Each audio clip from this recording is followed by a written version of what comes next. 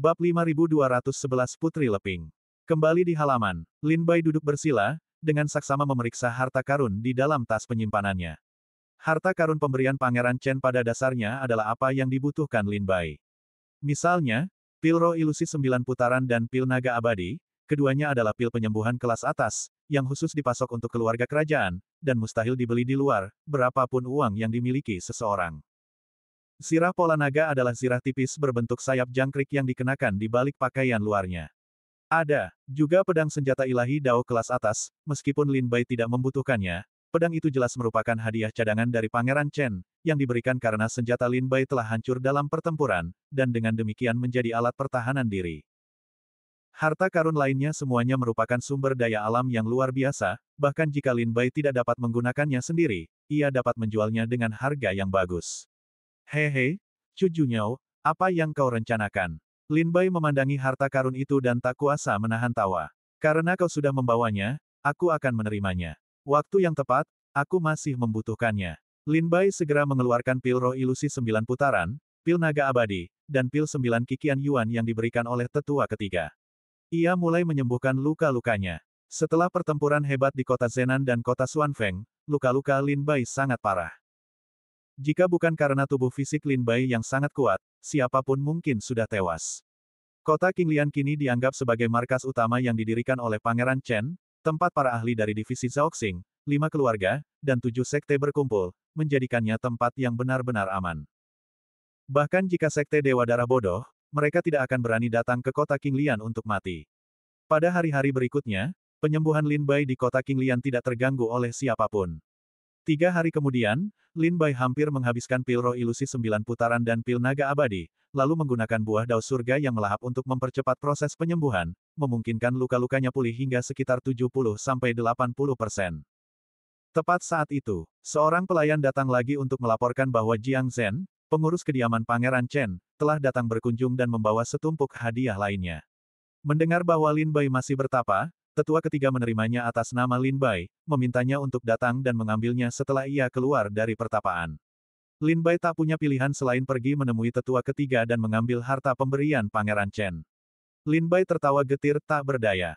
2 atau 3 hari kemudian, Pangeran Chen mengirimkan setumpuk hadiah lainnya. Selama setengah bulan berikutnya, setiap kali Pangeran Chen menerima sesuatu yang aneh atau tidak biasa, ia akan memberikan 2 salinan, satu untuk dirinya sendiri dan satu untuk Lin Bai.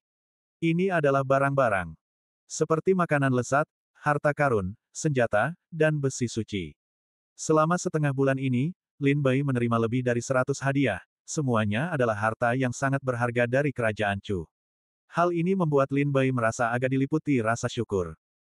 Di dalam istana, di halaman Bai Yifei. Bai Yifei duduk di meja batu, minum sendirian, tampak tidak senang. Zhou Xinjun masuk dari luar, melirik Bai Yifei, dan berkata dengan suara rendah, "Kakak senior, ku dengar Yang Mulia Pangeran Chen mengirim Jiang Zhen untuk mengirimkan banyak harta kepada Lin Bai lagi hari ini." Bai Yifei mendengus dingin, wajahnya muram. Awalnya ia berniat berteman dengan Yang Mulia Pangeran Chen, tetapi Yang Mulia mengabaikannya. Lin Bai, di sisi lain, tidak melakukan apapun, tetapi Yang Mulia Pangeran Chen sangat menghargainya, mengirim orang untuk mengirimkan hadiah setiap beberapa hari. Hal ini sangat melukai hati Bai Yifei yang sudah sombong. Bai Yifei berkata dengan dingin, sekarang Yang Mulia Pangeran Chen dan Pangeran ketiga terkunci dalam pertempuran sengit, jika dia berani menerima hadiah Yang Mulia Pangeran Chen, itu sama saja dengan mengatakan bahwa dia berada di pihak Yang Mulia Pangeran Chen. Bagaimana mungkin Pangeran ketiga membiarkannya lolos? Anak kurang ajar, hanya mencari mati, kata Bai Yifei dengan masam, mengambil teko anggur, dan meneguknya dalam-dalam. Pada saat ini, terdengar suara seorang dayang dari luar pintu, berkata, "Tuan-tuan, Tuan Zheng Yuan mengundang Anda ke aula depan." Bai Yifei bertanya dengan dingin, "Ada keperluan apa?" Pelayan itu menjawab, "Putri Leping akan datang berkunjung hari ini, dan Tuan Zheng Yuan meminta kalian berdua untuk menemaninya." Putri Leping. Mata Bai Yifei menyipit, sebutan itu agak asing. Zhou Xinjun sepertinya tahu siapa orang ini, dan berkata, "Kakak senior, nama Putri Leping adalah Li Guxian, dan dia adalah putri-putri Leping dari dulu." Saat itu, Li Tianen, penguasa kota Qinglian, meraih peringkat ketiga tertinggi dalam ujian seni bela diri dan disayangi oleh Putri Leping. Kaisar Chu menganugerahkan hadiah kepadanya, dan keduanya menikah.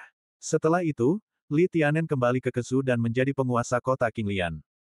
Li Guxian ini adalah putri tunggal Putri Leping dan senior Li Tianen. Setelah insiden Sekte Dewa Darah pecah, senior Li Tianen dianiaya hingga tewas oleh para penjahat Sekte Dewa Darah, dan Li Guxian juga sangat menderita, akhirnya bertemu Yang Mulia Pangeran Chen dan diselamatkan. Setelah kembali ke ibu kota bersama Yang Mulia Pangeran Chen, ia melaporkan kejadian di Kesu kepada Kaisar Chu. Murka, Kaisar Chu memerintahkan Yang Mulia Pangeran Chen untuk pergi ke Kesu guna membasmi Sekte Dewa Darah. Pada saat yang sama, karena keluarga Li Guxian telah musnah, ia sendirian dan tidak punya tujuan. Oleh karena itu, Yang Mulia Kaisar Chu menganugerahinya gelar Putri Leping, ibu tirinya, dan mengangkatnya sebagai Putri Leping dari Chu. Saya baru mendengar tentang hal-hal ini baru-baru ini setelah saya tiba di kota Qinglian. Zhou Xinjun memberi Bai Yifei pengantar singkat tentang latar belakang Putri Li Guxian dari Leping.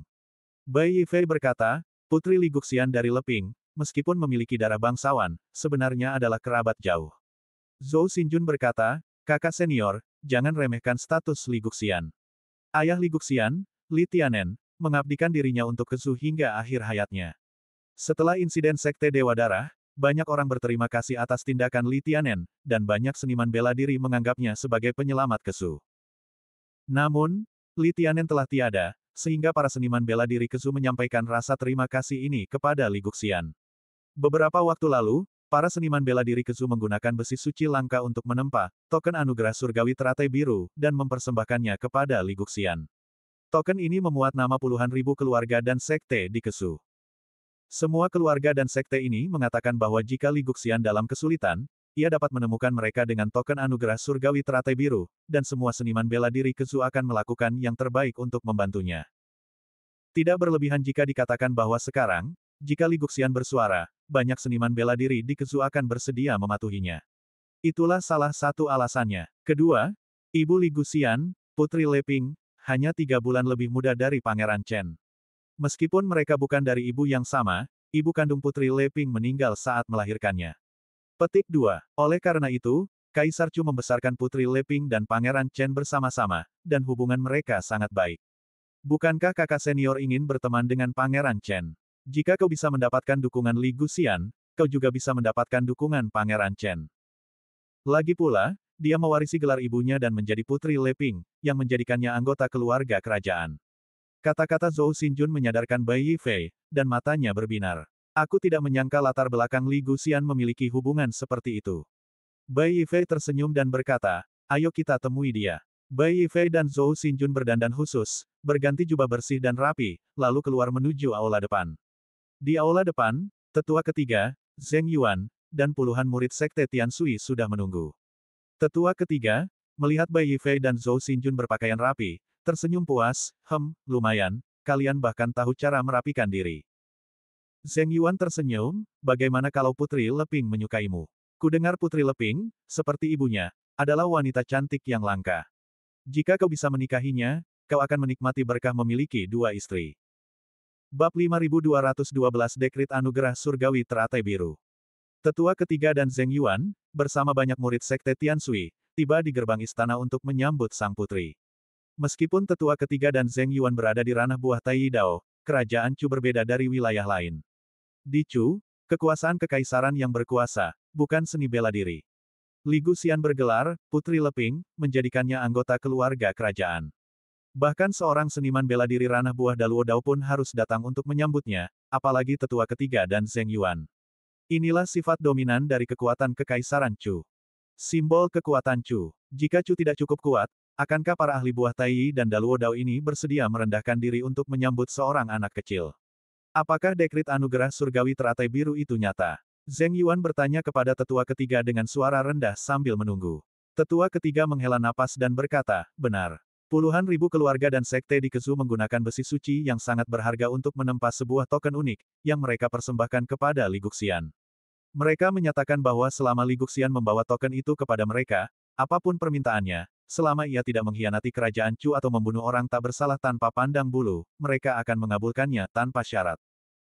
Mata Zheng Yuan menyipit, dan ia berseru takjub, token anugerah surgawi teratai biru, ini dapat dianggap sebagai token yang dapat memerintah para pahlawan Kesu. Tetua ketiga berkata, ini juga diperoleh oleh ayah Li Guxian, Li Tianen, dengan nyawanya. Li Tianen adalah sosok yang luar biasa saat itu, peraih peringkat ketiga dalam ujian seni bela diri kekaisaran, dan permaisuri Putri Leping. Setelah tiba di Kesu, ia menjadi penguasa kota teratai biru, dan memiliki banyak teman. Semua seniman bela diri di Kesu mengetahui kebijaksanaan Li Tianen. Setelah insiden Sekte Dewa Darah, Li Tianen jugalah yang mempertaruhkan nyawanya untuk menyelidiki Sekte Dewa Darah, dan akhirnya, ia dipaksa mati oleh Sekte Dewa Darah.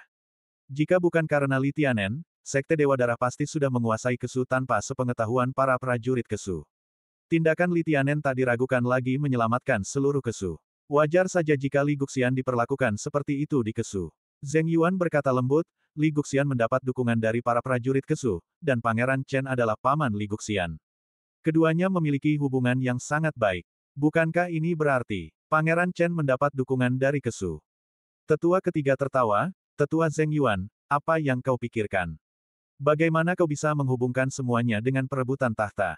Zheng Yuan berkata dengan wajah datar, aku menyebutnya bersiap menghadapi bahaya di masa damai.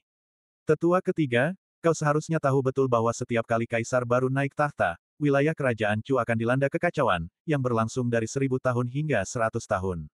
Dalam kekacauan ini, semua sekte dan keluarga akan menghadapi perombakan. Oleh karena itu, adalah hal yang baik bagi sekte Tiansui kita untuk melihat situasi dengan jelas sesegera mungkin. Tetua ketiga menghela napas dan menatap langit di atas kota Qinglian. Langit di atas Kesu telah mendung selama beberapa bulan terakhir, seolah-olah lapisan kabut yang masih menggantung di udara. Tik-tok, tik-tok. Di kejauhan, 6 kuda naga menarik kereta, perlahan mendekat. Mengiringi mereka adalah ratusan dayang dan sekelompok pengawal kekaisaran. Ukiran kereta itu sangat rumit, kompleks dan misterius, hikmat dan mewah. Sebuah spanduk bertuliskan, Kerajaan Chu, Putri Leping, tergantung di depan kereta. Tetua ketiga dan Zheng Yuan segera terdiam, menyapa mereka dengan senyuman. Kereta kuda tiba di kediaman Sekte Tiansui. Seorang pelayan membuka tirai, dan 2 wanita muda yang cantik melangkah keluar. Salah satunya lembut dan baik hati, dengan senyum hangat bak musim semi, memiliki kecantikan yang tak tertandingi dan sosok yang anggun. Aura kebangsawanannya sangat mencolok. Dia adalah Li Guxian, Putri Leping saat ini. Di samping Li Guxian, wanita itu mengenakan pakaian biru pas badan dengan kuncir kuda panjang. Ia tampak heroik dan bersemangat, memancarkan aura kewanitaan yang tak tertandingi pria manapun. Dia adalah He Qiyun, teman masa kecil Li Guxian dan putri presiden kamar dagang Kesu Sanhe. Melihat Li Guxian dan He Qiyun turun dari kereta, tetua ketiga, Zheng Yuan, dan sekelompok murid Sekte Tiansui bergegas membungkuk dan menyapa mereka, salam, Putri Leping. Titik petik 2. Tidak perlu formalitas, Li Guxian tersenyum dan berkata, saya hanya datang berkunjung, bagaimana mungkin saya menyusahkan kedua petinggi Sekte Tiansui untuk keluar dan menyambut saya. Tetua ketiga tertawa, itu wajar, Putri Leping, bagaimanapun juga, adalah anggota keluarga kerajaan. Putri, silakan masuk. Tetua ketiga dan Zheng Yuan menyambut Putri Leping masuk. Bai Yifei dan Zhou Xinjun mengikutinya. Terutama Bai Yifei, saat ia melihat Li Guxian, seolah jiwanya telah hilang. Matanya tak bisa melihat apapun, seolah-olah. Saat itu, dunia Bai Yifei hanya berisi sosok Li Guxian. Ayo pergi, kakak senior. Seru Zhou Xinjun sambil mengikuti ke dalam, menyadari langkah Bai Yifei yang melambat. Bai Yifei akhirnya tersadar dari lamunannya dan buru-buru mengikutinya. Kakak senior, ada apa? Zhou Xinjun memperhatikan perilaku Bai Yifei yang tidak biasa dan bertanya dengan cemas. Bai Yifei tersenyum getir, menatap sosok Li Guxian yang menjauh di depan, dan berkata lembut, kakak muda kedua, kupikir setelah bertahun-tahun mengasingkan diri di pegunungan, aku sudah lama memutuskan hasrat duniawiku, tetapi aku tak pernah menyangka bahwa pikiran duniawiku hanya memutuskan tubuhku, bukan hatiku. Mungkin inilah sebabnya aku belum bisa menembus alam buah Tai Dao selama bertahun-tahun. Zhou Xinjun tertegun sejenak. Dilihat dari kata-kata Bai Yifei, sepertinya dia tergoda. Namun, yang menggembirakan adalah, Bai Yifei sepertinya telah menemukan alasan mengapa dia belum bisa menembus alam buah Tai Dao selama bertahun-tahun. Zhou Xinjun memperhatikan Bai Yifei menatap punggung Li Guxian dan bertanya sambil tersenyum, kakak senior, apakah kau jatuh cinta pada Li Guxian? Wajah Bai Yifei tiba-tiba memerah, dan ia tersenyum canggung, kakak kedua, kau tidak sedang mengejekku, kan? Bagaimana mungkin? Zhou Xinjun segera berkata sambil tersenyum, jika kakak senior bisa menemukan pasangan untuk menghabiskan hidupnya, kakak muda tentu akan senang untuk kakak senior. Lihatlah Li Guxian, statusnya di Chu tidak rendah, dan kakak senior juga merupakan talenta muda dari Sekte Tiansui. Kalian berdua adalah pasangan yang ditakdirkan. Jika kita mengirim sekte untuk melamar, masalah ini pasti akan berhasil. Bai Yifei tersenyum dan berkata, dalam urusan hati, kasih sayang timbal balik sangat penting. Bahkan jika aku bersedia, bagaimana jika Putri Leping tidak menyetujuiku? Zhou Xinjun tertawa terbahak-bahak, jadi, tidak ada yang perlu dikhawatirkan lagi. Kakak senior, baik dari segi penampilan maupun latar belakang keluarga, kau dianggap luar biasa di kerajaan Chu. Bagaimana mungkin Putri Leping tidak setuju? Bai Yifei merenungkannya dengan saksama dan merasa kata-kata Zhou Xinjun masuk akal. Senyumnya semakin lebar, seolah ia merasa masalah ini akan segera berakhir. Semua orang menyambut Putri Leping dan He Qiyun ke ruang resepsi untuk duduk. Putri Leping, izinkan saya memperkenalkan Anda. Mereka semua adalah murid sekte Tiansui saya. Ini Bai Yifei, Zhou Xinjun. Tetua ketiga memperkenalkan murid-murid sekte Tiansui yang hadir kepada Li Guxian satu persatu. Anak-anak keluarga kerajaan adalah yang paling bahagia, sekaligus yang paling tragis. Mereka bahagia karena, sejak lahir, mereka tidak pernah khawatir tentang makanan dan pakaian, atau tentang mencari nafkah. Tragisnya, para bangsawan tak luput dari nasib pembunuhan saudara dan perebutan suksesi, para wanita kerajaan tak luput dari cengkeraman perjodohan. Bahkan di kerajaan Chu, hal ini juga terjadi. Selama seorang putri atau wanita bangsawan yang sudah cukup umur untuk menikah mencapai usia menikah, berbagai keluarga dan sekte akan berbondong-bondong melamar. Di balik setiap perjodohan terdapat kepentingan pribadi yang sangat besar. Bab 5213 Kunjungan Li Guxian. Di dalam aula utama, setelah Li Guxian dan He Qiyun duduk, tetua ketiga mulai memperkenalkan para talenta muda sekte Tiansui satu persatu. Di antara para murid yang hadir di tempat latihan hari ini, mayoritas masih muda. Kebanyakan seniman bela diri yang telah berkultivasi ke alam Dewa Dao adalah individu-individu yang telah hidup selama ribuan tahun, dan penampilan serta fisik mereka sangat bervariasi. Di antara kelompok seniman bela diri sekte Tiansui ini, yang paling menonjol tidak diragukan lagi adalah Bai Yifei dan Zhou Xinjun. Bai Yifei dan Zhou Xinjun adalah murid-murid tetua agung sekte Tiansui, memiliki penampilan yang tampan dan gagah, dan cukup populer di kalangan murid perempuan di sekte tersebut. Setelah mendengar perkenalan tetua ketiga, Li Guxian mengangguk dan tersenyum sebagai tanda salam kepada Bai Yifei dan Zhou Xinjun. Bai Yifei, dengan wajah berseri-seri, berdiri dan membungkuk hormat, suaranya lembut saat ia berkata, saya Bai Yifei, murid utama tetua agung sekte Tiansui, dan salah satu kandidat putra suci sekte Tiansui. Sungguh suatu kehormatan bertemu Putri Leping hari ini.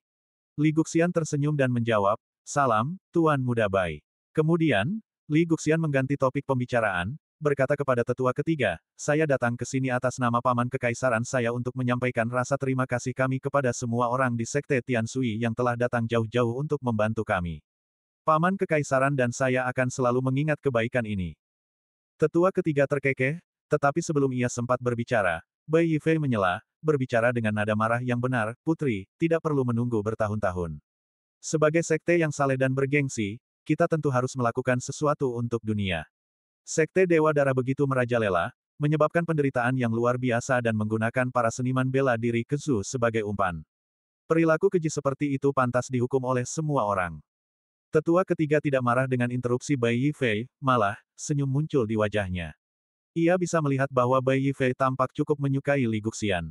Sejak menjadi murid tetua pertama, Bai Yifei berfokus pada kultivasi, tidak pernah terlibat dalam hubungan romantis. Bai Yifei dianggap telah memutuskan semua keinginan, tetapi tanpa diduga, ia tampaknya tergerak oleh keinginan duniawi. Tetua ketiga tersenyum sambil menatap Bai Yifei dan Li Guxian, berpikir dalam hati, keduanya adalah pasangan yang cukup serasi. Meskipun Putri Leping sekarang menjadi anggota keluarga kerajaan, ia masih dianggap orang luar. Bai Yifei adalah murid utama tetua agung sekte Tiansui, dan latar belakang keluarga mereka tidak jauh berbeda. Jika keduanya bisa bersama, itu tidak akan menjadi hal yang buruk bagi sekte. Memikirkan hal ini, tetua ketiga memutuskan untuk mencoba menjodohkan Bai Yifei dan Li Guxian. Li Guxian tersenyum dan berkata, Tuan Muda Bai memang sopan, aku mengaguminya. Bai Yifei tersenyum puas. Duduk di sebelah Li Guxian, He Qiyun tampak meremehkan, bahkan menghina Bai Yifei. Alam iblis adalah tempat yang kacau dan tak teratur, apa gunanya kesatria? Yang ada, hanyalah kepentingan pribadi. Ambil contoh pemusnahan sekte Dewa Darah baru-baru ini, itu hanyalah upaya Kaisar Chu untuk menegakkan otoritas 5 keluarga dan 7 sekte sebelum ulang tahunnya. Bagi Yang Mulia Pangeran Chen, membasmi sekte Dewa Darah adalah pertempuran pertamanya sejak kembali ke dinasti. Kemenangan akan mengamankan posisinya di istana. Sedangkan bagi para seniman bela diri dari kota-kota lain di Kesu, banyak penguasa kota telah mengkhianati dinasti Chu. Sekarang, dengan membantu Yang Mulia Pangeran Chen melenyapkan para penguasa ini, sumber daya kultivasi yang ditempati oleh kota-kota tersebut akan menjadi milik mereka. Kali ini, selain para pengikut 5 keluarga dan 7 sekte, hampir setiap seniman bela diri di Kesu akan menuai keuntungan besar dari pemusnahan sekte Dewa Darah. Mungkin inilah inti dari perang mencari untung. Di aula resepsi, Li Guxian mengobrol dengan para anggota sekte Tianshui. Tetua ketiga tersenyum dan berkata, hari sudah mulai malam, tetapi belum ada makan siang yang disiapkan di kediaman. Ini adalah kelalaian saya, dan saya harap Putri Leping memaafkan saya. Bagaimana kalau Bai Yifei menemani Putri Leping makan di kota Qinglian? Kudengar ada restoran di sana bernama, Kediaman Abadi, yang hidangannya terlezat di Kesu. Li Guxian tersenyum dan berkata, hidangan di Kediaman Abadi memang hidangan lezat yang langka. Namun, selain berterima kasih kepada Sekte Tianshui atas bantuan mereka, saya punya hal lain untuk dibicarakan. Tetua ketiga mengerutkan kening dan bertanya, apakah Yang Mulia punya instruksi lebih lanjut? Li Guxian melirik He Qiyun di sampingnya dan tersenyum, lalu berkata, saya datang ke sini untuk mengunjungi Lin Bai. Saya ingin tahu apakah Lin Bai sudah keluar dari pengasingannya. Ketika Li Guxian menyebut Lin Bai, ekspresi tetua ketiga dan Bai Yifei menjadi agak tidak wajar. Tetua ketiga awalnya berniat menjodohkan Li Guxian dan Bai Yifei, itulah sebabnya ia menyarankan Bai Yifei untuk mengundang Li Guxian makan malam di Kediaman Abadi. Ia tidak menyangka Li Guxian sekarang akan meminta bertemu Lin Bai. Dan dilihat dari nada bicara Li Guxian, sepertinya mereka sudah saling kenal sejak lama. Adapun ekspresi tidak menyenangkan Bai Yifei, itu lebih mudah dipahami. Kemunculan Lin Bai tidak hanya membahayakan posisi Bai Yifei sebagai putra suci, tetapi sekarang bahkan gadis yang akhirnya ia cintai akan direbut oleh Lin Bai. Bai Yifei bertanya dengan enggan, apakah putri mengenal adik Lin Bai? Li Guxian tersenyum dan berkata, memang, kami saling kenal. He Qiyun menambahkan saat ini, kami tidak hanya saling kenal, tetapi kami juga sangat dekat. Qiyun, Li Guxian memelototi He Qiyun, malu sekaligus marah, rona merah muncul di wajah cantiknya. Rasa malu seorang gadis muncul di wajah Li Guxian. Tetua ketiga tercengang. Apakah ia bermaksud baik tetapi melakukan kesalahan? Mungkinkah Li Guxian dan Lin Bai telah diam-diam bersumpah setia? Ekspresi Bai Yifei menegang, wajahnya menggelap. Li Guxian tersenyum dan bertanya, senior, bolehkah aku bertanya, apakah Lin Bai telah keluar dari pengasingan? Tetua ketiga segera berteriak, seseorang, pergilah dan lihat apakah Lin Bai telah keluar dari pengasingan. Jika sudah, suruh dia datang, sepertinya Putri Leping ingin bertemu dengannya. Li Guxian buru-buru berkata, tidak perlu repot-repot, aku akan langsung menemuinya. Tolong tunjukkan jalannya, kata Li Guxian, menarik He Qiyun, dan mengikuti pelayan itu keluar dari aula resepsi. Para prajurit berbaju besi yang menunggu di luar mengikutinya. Setelah Li Guxian pergi, Zheng Yuan berkata dengan santai, aku benar-benar tidak menyangka Lin Bai dan Li Guxian memiliki hubungan sebaik ini. Tetua ketiga berkata, ini pasti terjadi sebelum Lin Bai datang ke Sekte Tianshui. Pada titik ini, tetua ketiga tak kuasa menahan senyum kecut, berkata kepada Zheng Yuan, awalnya aku berniat menjodohkan Bai Yifei dan Putri Leping, tapi aku tak menyangka Putri Leping akan datang hari ini untuk Lin Bai. Aduh, sepertinya aku harus mencari waktu untuk menjelaskan semuanya kepada Lin Bai. Zheng Yuan berkata, Lin Bai bukan orang yang tidak masuk akal. Kau tidak tahu hubungan antara dia dan Putri Leping, jadi jika kau mencoba menjadi mak comblang, Lin Bai pasti mengerti. Tetua ketiga tersenyum, kuharap begitu. Tetua ketiga dan Zheng Yuan mengobrol santai. Bai Yifei, yang merasa sangat terhina, langsung mendengus dingin dan berbalik untuk pergi. Zhou Xinjun buru-buru mengikutinya. Tetua ketiga memperhatikan sosok Bai Yifei yang menjauh, wajahnya penuh ketidakberdayaan. Ia berkata, sebenarnya, Bai Yifei bukan anak nakal. Zheng Yuan berkata dengan dingin, jika dia terus menjadi musuh Lin Bai, mengingat karakter dan metode Lin Bai, dia pasti akan mati di tangan Lin Bai. Mata tetua ketiga menyipit, dan ia melirik Zheng Yuan dengan penuh keheranan. Meskipun Zheng Yuan biasanya pendiam dan selalu berwajah tegas, penilaiannya terhadap berbagai hal dan kemampuannya melihat orang lain sangatlah akurat. Jadi ketika tetua ketiga mendengar kata-kata Zheng Yuan, ia terkejut. Kau begitu mengagumi Lin Bai? Tanya tetua ketiga sambil tersenyum. Zheng Yuan tetap bersikap dingin dan sarkastis, berkata, ketika kau dan Lin Bai kembali dari kota Xuanfeng, apakah kau melihat luka-luka Lin Bai? Tetua ketiga mengangguk, tentu saja aku melihatnya. Zheng Yuan berkata, karena kau melihatnya, kau seharusnya bisa tahu bahwa sebagian besar luka Lin Bai disebabkan oleh seniman bela diri di alam buah Tai Dao, dan bukan hanya satu. Dengan kata lain, luka-luka yang diderita Lin Bai di kota Xuanfeng adalah akibat dari setidaknya 2 pertarungan hidup mati dengan para seniman bela diri tingkat buah Tai Dao. Kalau begitu, katakan padaku, dengan kultivasi puncak alam Dewa Dao Lin Bai, bagaimana dia bisa bertahan melawan 2 seniman bela diri tingkat buah Tai Dao?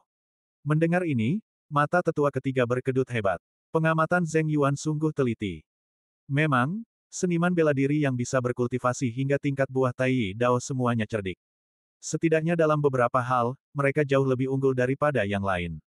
Bab 5214 Reuni dengan teman lama. Di halaman kecil, Lin Bai baru saja keluar dari pengasingannya, membersihkan diri, dan berdiri menghirup udara segar. Ia merasakan sekelompok besar orang mendekat dengan cepat di kejauhan.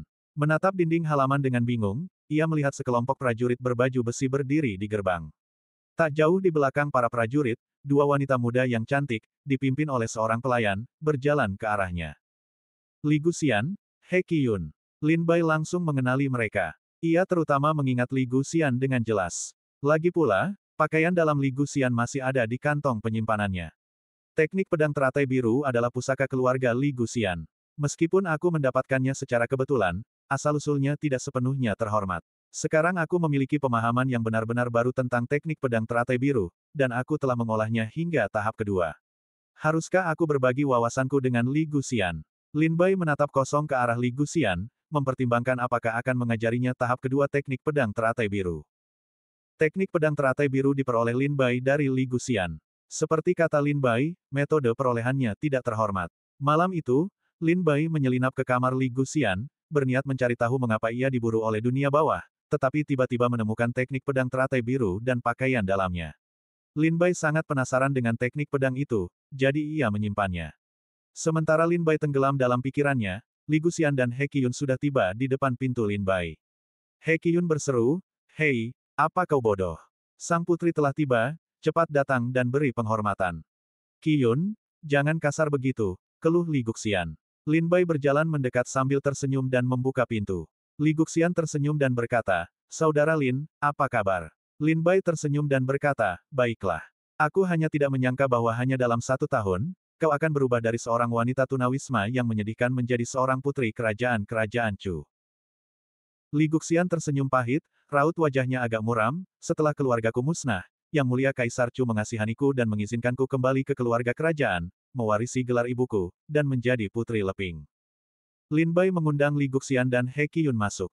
Sekelompok prajurit berbaju besi menunggu di luar gerbang halaman. Di ruang teh di halaman kecil, Lin Bai menyeduh teh untuk Li Guxian dan He Qiyun lalu menyajikannya kepada mereka. Sekarang Yang Mulia Pangeran Chen telah diperintahkan untuk mengumpulkan para prajurit terkuat Chu, dengan 5 keluarga dan 7 sekte berkumpul. Sekte Dewa Darah bagaikan belalang di musim gugur, tak akan bertahan lama. Setelah Sekte Dewa Darah hancur, aku yakin arwah ayahmu dapat beristirahat dengan tenang. Lin Bai berkata kepada Li Guxian sambil tersenyum.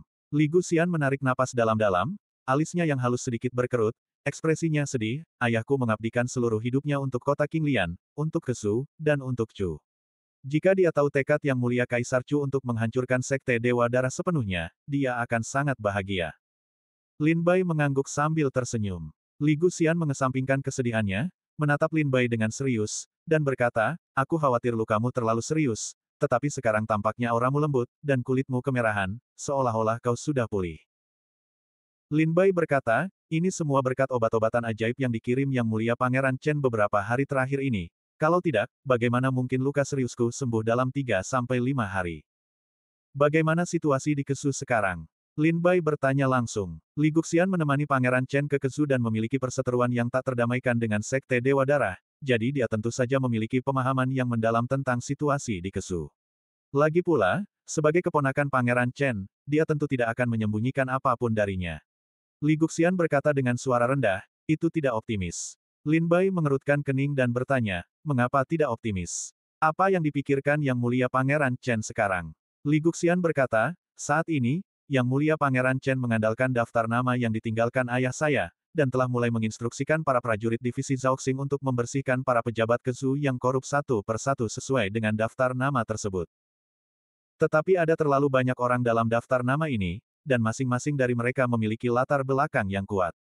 Tuan kota ini adalah murid langsung dari 5 keluarga dan 7 sekte. Tuan kota itu adalah menantu Perdana Menteri saat ini. Tuan kota ini memiliki koneksi di militer kerajaan Chu. Tuan kota itu adalah orang kepercayaan dari keluarga kerajaan tertentu.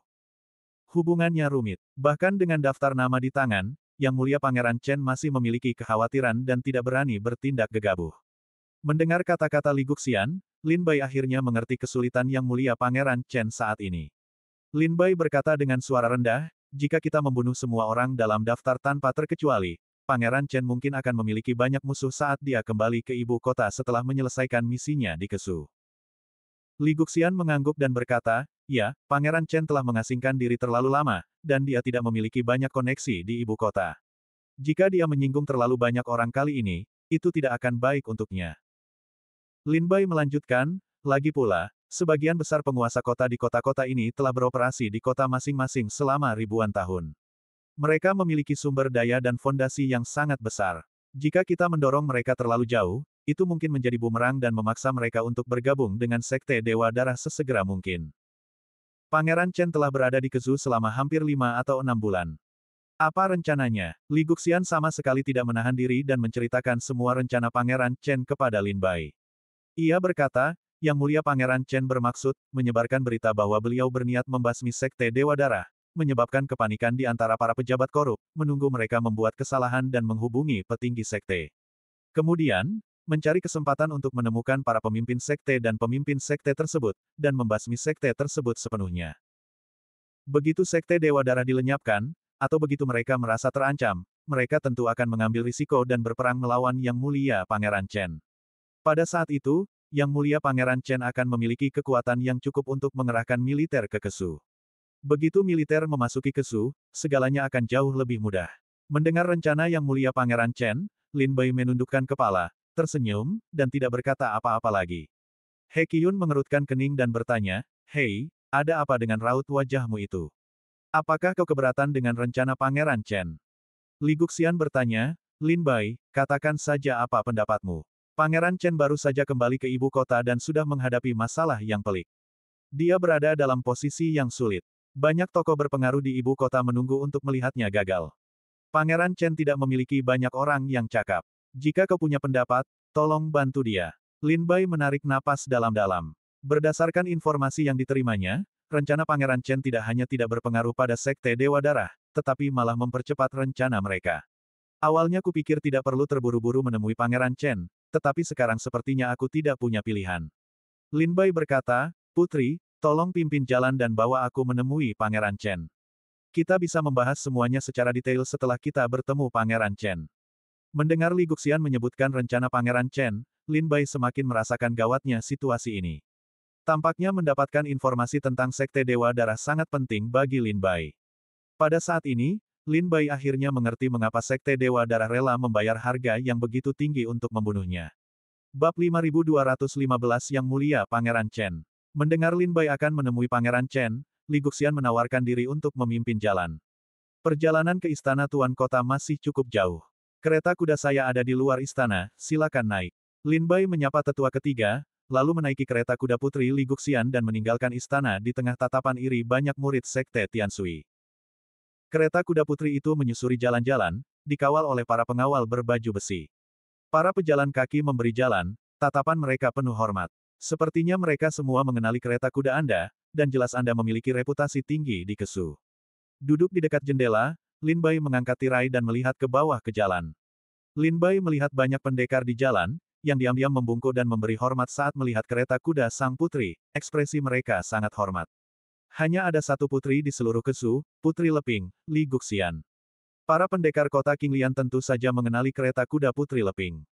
Li Guxian berkata lirih, mereka percaya ayahku menyelamatkan Kesu, tetapi sejak beliau tiada, mereka melimpahkan utang budi itu kepadaku.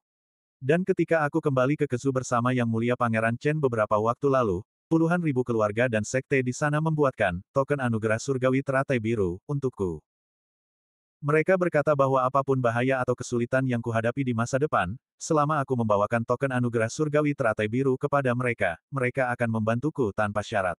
Lin Bai mengangguk pelan dan berkata, hanya ketika sebuah negara hancur dan sebuah keluarga hancur, barulah manusia benar-benar menunjukkan karakternya. Ini hal yang baik, setidaknya manusia kesu masih bisa membedakan mana yang bermanfaat bagi mereka. Kereta kuda itu berderak di sepanjang jalan lebar kota Qinglian. Sekelompok prajurit berbaju besi mendekat, dan segera minggir saat melihat kereta kuda itu, lalu membungkuk hormat. Dari kediaman Sekte Tianshui hingga kediaman penguasa kota, Lin Bai bertemu setidaknya 100 kelompok prajurit seperti itu di sepanjang jalan. Tampaknya Yang Mulia Pangeran Chen telah melakukan pekerjaan yang sangat teliti dalam memastikan keamanan kota Qinglian. Sekitar setengah jam kemudian, kereta kuda akhirnya melewati jalanan yang padat dan tiba di istana penguasa kota Qinglian. Istana penguasa kota awalnya milik Li Tianen, tetapi setelah insiden Sekte Dewa Darah, Li Tianen terpaksa bunuh diri, dan Putri Leping juga meninggal karena cinta. Setelah kematian Li Tianen dan Putri Leping, Sekte Dewa Darah menghasut para pendekar untuk menindas keluarga Li, yang mengakibatkan kematian banyak anggota kuat. Li Guxian terpaksa melarikan diri, hanya untuk mengetahui kejadian selanjutnya. Lin Bai dan Pangeran Chen, dengan menggunakan alias Chen Yu, menyelamatkan Li Guxian. Sejak kehancuran keluarga Li, istana penguasa kota untuk sementara kosong. Sebelum penguasa kota yang baru dapat naik tahta, Pangeran Chen diperintahkan untuk datang ke Kesu, dan istana penguasa kota secara alami menjadi istana sementaranya. Di sekitar istana penguasa kota, barisan prajurit berbaju besi berdiri. Para prajurit ini, yang mengenakan zirah tebal dan menghunus tombak panjang, tampak gagah dan menakjubkan. Masing-masing mengenakan topeng besi, hanya memperlihatkan sepasang mata yang dingin dan haus darah. Dilihat dari pola zirah dan panji-panji pada para prajurit, mereka semua adalah anggota Garda Kekaisaran Kerajaan Chu. Garda Kekaisaran Kerajaan Chu adalah pasukan terkuat di kerajaan, dan mereka hanya mematuhi perintah Kaisar Chu. Kapal perang pengangkut gunung yang sebelumnya muncul di atas kota Xuanfeng adalah milik Garda Kekaisaran. Lin Bai, Li Guxian, dan He Qiyun turun dari kereta dan memasuki istana Tuan Kota. Istana Tuan Kota dijaga ketat, dengan penjaga di setiap 5 langkah dan penjaga di setiap 10 langkah.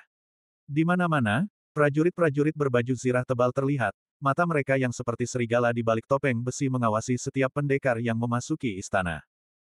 Tentu saja, mereka mengalihkan pandangan setelah melihat Putri Leping. Berjalan menyusuri istana Tuan Kota, melewati koridor dan bangunan, mereka akhirnya tiba di luar sebuah halaman yang elegan. Dulunya ini ruang belajar ayahku, tapi sekarang tempat Yang Mulia Pangeran Chen mengurus urusannya. Kata Li Guxian lembut, menatap halaman kecil di depannya. Seorang pemuda berdiri di pintu masuk halaman. Ia melihat Li Guxian dan Lin Bai datang lebih awal. Ia bergegas menghampiri, menyapa mereka dengan senyuman, lalu membungkuk kepada Li Guxian, dan berkata, "Salam, Putri Leping." Tidak perlu formalitas, pelayan Jiang Zhen, kata Li Guxian sambil tersenyum. Saudara Lin Bai, lukamu sudah sembuh. Sungguh pantas untuk dirayakan. Jika Yang Mulia Pangeran Chen tahu, beliau pasti akan sangat gembira, kata Jiang Zhen kepada Lin Bai dengan senyum lebar. Lin Bai tersenyum dan mengangguk, lalu berkata, apakah Yang Mulia Pangeran Chen ada di ruang belajarnya? Mendengar ini, raut wajah Jiang Zhen sedikit menegang, dan ia berkata dengan suara rendah, beliau mengkhawatirkan masalah di Kesu. Beliau hanya menggedor-gedor meja di dalam, membuat kami para pelayan ketakutan sehingga kami tidak berani mendekati halaman. Dia tahu apa masalahnya, Lin Bai terkekeh, lalu pergi melapor, katakan saja Lin Bai datang berkunjung dan bisa membantunya mengatasi masalah mendesaknya. Jiang Zhen senang. Ia ingin bertanya lebih lanjut, tetapi setelah memikirkannya, ia menyadari bahwa ia tidak punya tempat, jadi ia berkata, benarkah? Silakan tunggu di sini, Saudara Lin Bai, saya akan segera melapor. Setelah itu, Jiang Zhen berlari ke halaman. Tak lama kemudian, pintu halaman kecil itu terbuka, dan seorang pemuda bangsawan berjubah emas dan giok berjalan cepat keluar ruangan dengan senyum di wajahnya. Ia segera melangkah keluar dari gerbang halaman, dan saat melihat Lin Bai, senyumnya semakin lebar. Salam, Paman Kaisar, Li Guxian membungkuk lebih dulu. Salam, Yang Mulia Pangeran Chen, Lin Bai menangkupkan tangannya memberi hormat. Oh, jangan terlalu sopan. Chu Junyou terkekeh kecut, berjalan mendekat, dan meraih pergelangan tangan Lin Bai, menuntunnya ke halaman. Sambil berjalan, ia berkata, kudengar setelah kau kembali dari kota Xuanfeng, lukamu cukup parah. Kukira kau sedang mengasingkan diri untuk berobat, itulah sebabnya aku tidak datang menjengukmu. Kau datang menjengukku hari ini, dan melihat wajahmu seperti sebelumnya, kurasa lukamu jauh lebih baik. Sekarang, Lin Bai tertawa. Kau membawa begitu banyak pil penyembuh, bahkan jika kau sudah dikubur, setelah meminum begitu banyak pil berharga, bahkan Raja Neraka pun akan menunjukkan belas kasihan. Hahaha, bagus sekali. Pil penyembuh di dunia bela diri seperti uang kotor yang digunakan untuk menyuap Raja Neraka. Selama uangnya cukup, Raja Neraka akan melepaskanmu, kata Chu Junyao sambil terkekeh. Chu Junyao membawa Lin Bai ke paviliun di tengah danau di halaman. Para pelayan bergegas menyiapkan bantal dan menyeduh teh harum. Duduk, Chu Junyao mempersilakan Lin Bai duduk. Ia sama sekali mengabaikan Li Guxian dan He Qiyun, yang telah mengikuti mereka. Saat itu, Chu Junyao teringat dan berkata, Guxian, sejak tiba di Kesu, aku belum pernah minum teh yang kau seduh, kan? Saudara Lin datang hari ini, maukah kau menunjukkan keahlianmu? Li Guxian dengan anggun berjalan ke meja dan dengan hati-hati menyiapkan teh. Chu Junyao tersenyum dan berkata, Saudara Lin, aku baru tahu setelah membawa Guxian ke ibu kota bahwa dia ternyata memiliki pemahaman yang mendalam tentang upacara minum teh. Lin Bai tersenyum dan berkata, keturunan keluarga terpandang seringkali memiliki keahlian mendalam di berbagai bidang, seperti musik, catur, kaligrafi, melukis, dan upacara minum teh. Tidak seperti kami, orang-orang biasa yang kasar, yang hanya tahu cara bertarung dan membunuh sepanjang hari. Saudara Lin menyanjungku, kata Li Guxian, wajahnya yang cantik memerah mendengar pujian Lin Bai. Lin Bai tersenyum, lalu mengganti topik pembicaraan, berkata, Yang Mulia Pangeran Chen, mari kita mulai. Chu Junyao mengangguk, lalu tersenyum dan berkata, sebelum kita mulai, kuharap kau tidak memanggilku Yang Mulia Pangeran Chen lagi. Terlalu jauh. Lebih seperti saat kita bertemu di kota Ziwei. Kau memanggilku Saudara Chen, dan aku akan memanggilmu Saudara Lin. Itu jauh lebih akrab.